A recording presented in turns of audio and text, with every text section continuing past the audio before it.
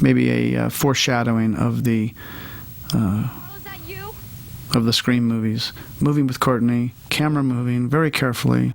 I'm the director of the movie, Gary Goddard, and I've been asked to give some commentary about the making of Masters of the Universe, which I will be doing here as we watch the movie. The challenge here is to create the sense of a battle that's going on. And of course, you know, if you're watching this, you know all these are individual shots, but when they play together, it appears as though it's going on. And they create a sense of urgency, while Gwildor's here trying to open the door against this battle that's going on, where they're trying to, you know, keep the bad guys busy long enough for him to open a doorway. Now you see the machine activating that Stuart Ziff created. It's going to create the window right there. I wanted a kind of a prismatic effect in the air that you're seeing there. Now it's going to join. You're going to see it bend time there. It's bending time. And now it's opening up the doorway. And now they're going to say, let's get through there. I love this shot here. You're going to see it right after they disappear with Skeletor's anger. You're going to see a moving camera shot that I think is very effective. Now we're following him here. He's going to try and stop him. It gets blasted out of his hand. Gwildor's got this device. He's going to shoot it out the last minute. And he's going to grab it with that grappler. It's going to come shooting out. Grasp from the villain's hands at the last moment. They miss it. It goes in. The door closes. Watch Skeletor now as the camera moves in on him. It comes. This is all from memory. There he goes, coming on him, and he is pissed. We don't know where we are. We're some strange place, but we're going to find out in a moment that it's Earth.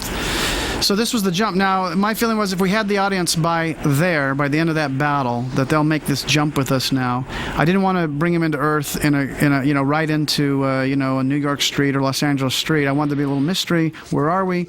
What's going on? And kind of bring the audience slowly into the fact that we're on this alien planet, which turns out to be Earth. Something's coming. What is it? The sorcerer, is it? Big reveal. They don't know what it is. We do. And notice the lighting in these first scenes, the theatrical lighting I'm talking about is not in these first scenes, and that was discussions that I had with the cinematographer at the time. I was not happy with this look. I said, this is too flat, this is too much like a documentary, that's not what we're doing, we need a little more theatrical. So this was a result of that first week, and I think you see the sources used here, again, are very, you know, realistic, and it has a flat look. And now when you go to here, which was 6 weeks later, you see the theatrical feeling here. In a way it worked okay, because those first scenes were very much about the two kids in their place, and so there was a difference. There's a kind of a plainness to these that plays in contrast to the other scenes, but that part of it wasn't by design. That was a learning curve of me saying to the DP, look, we must have some fantasy element. We must have what I kept calling a hyper reality, not just real, but a hyper real. If there's a red light, let's use the blue light. Let's use that to key. Let's try and create some texture to this. Notice the flat lighting again. It kind of works because it's contrasty, but again, that wasn't really a choice. That was just something that, as I looked at it, I was saying this is not acceptable. Look at the richness here now. I like this shot here. It has kind of energy to it. Sign up. Moving! Looks like Skeletor got here before us. Tight storytelling. Look at that. 5 people in a shot, getting the exposition out, Oh my God, Kevin! and then moving on. Get out of here! Now!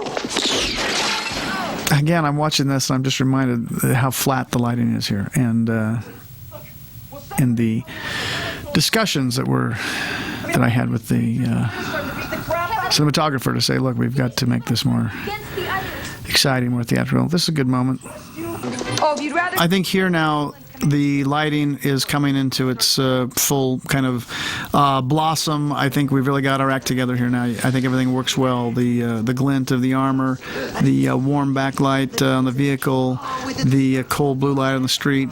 I think it sells the whole idea.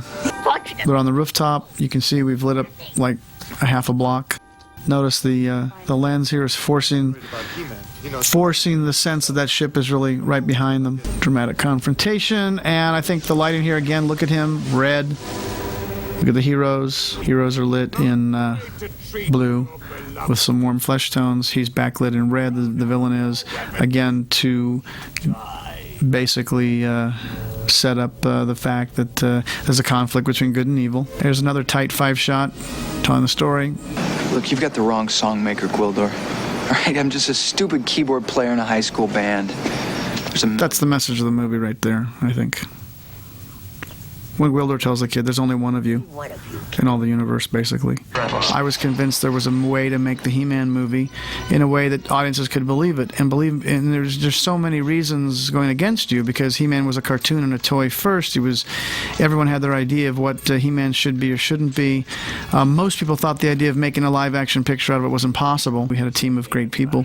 I think we did it, and while one may quibble with this element or that element, overall, the picture worked. I'll never kneel to you. The most interesting thing is that a lot of kids who saw this when they were young, that are now young adults, this is one of their favorite movies, and I think it's great. It reminds me of the movies that I liked when I was that age. Now here, this was a little homage to Wizard of Oz. The idea here was this is, you know, after the battle, everyone's returned. You can see everybody's cleaned up. Detectives decide to stay there. Life is better on Eternia. Why would he go home?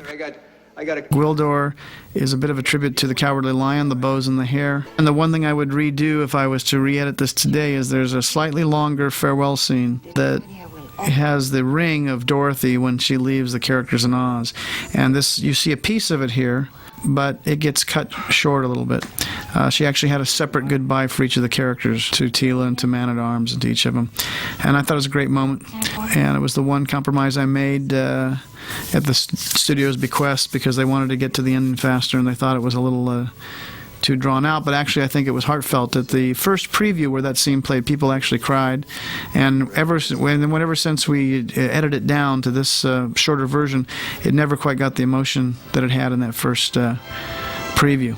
Now we're going into the home stretch here, and the idea was, you know, in terms of the story, that he's basically going to say, is someplace you want to go besides that? And, you know, she's like, no, just take me home. And that was a reference, as far as I'm concerned, it was the whole Wizard of Oz feeling here was perfect. This character like Dorothy, who's gone on this incredible adventure with these different people and creatures, and now she's going to go home. At the last minute, she has that idea, wait, send me back, and then wipes, and now we're not sure, was it a dream or what? We come back to the house.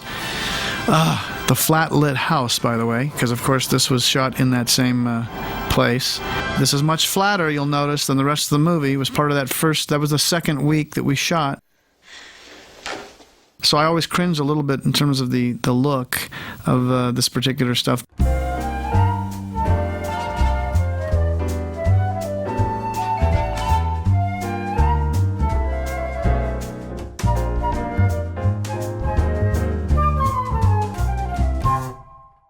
One thing the movie was always known for is at the very end, as you're going to see here in a little bit, there was, if you stuck around until after the credits, there was one final moment, and it really worked, because everyone always said, stay for the movie, stick around for all the credits, and at the very end, Skeletor. I'll be back.